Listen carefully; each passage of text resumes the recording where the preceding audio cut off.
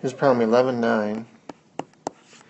A puck on a frictionless air hockey table has a mass of 5 grams is attached to a cord passing through a hole in the surfaces in the figure. The puck is revolving at a distance of 2 meters from the hole with an angular velocity of 3 radians per second. The cord is then pulled from below, shortening the radius to 1 meter. The new angular velocity in radians per second is, so we're going to pull on this cord in a downward direction to shorten the radius. Alright, even though this is very similar to the previous problem, they did change the mass on this.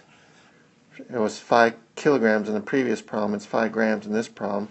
It's not going to matter, so we can go with the 5 grams and not worry about it. This force that's pulling on it is pulling radial direction, which means that the force and the radius are anti-parallel, and for the torque then that's going to be a net torque of 0 because the sine of 180 degrees is 0. So our net torque, as this force is pulling perpendicularly on the motion of the object, is actually going to be 0 because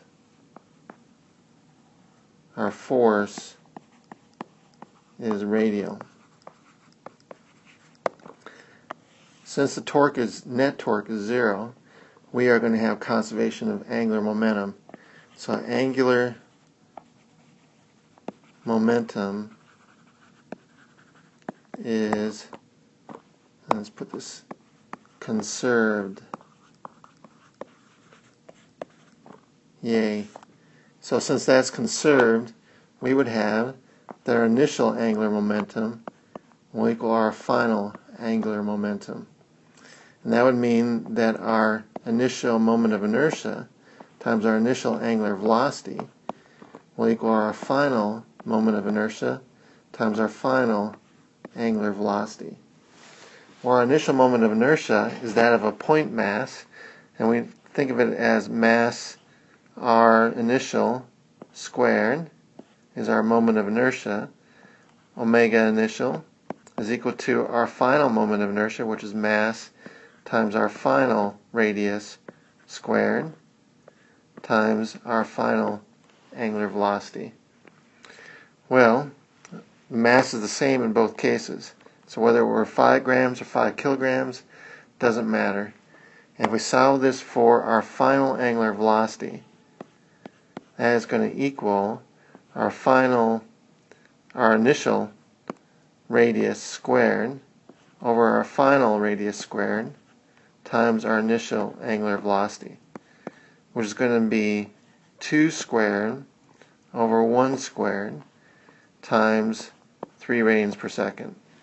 And the units of the radius are going to cancel out top and bottom, so it's going to be 4 times 3, or 12 radians per second. So when we reduce the radius to half as much, the angular velocity is going to increase to 4 times as much because the moment of inertia has decreased to 1/4 as much, and angular momentum is conserved, and they're inversely proportional, the moment of inertia and the angular frequency. So we end up with a final angular frequency of 12 radians per second.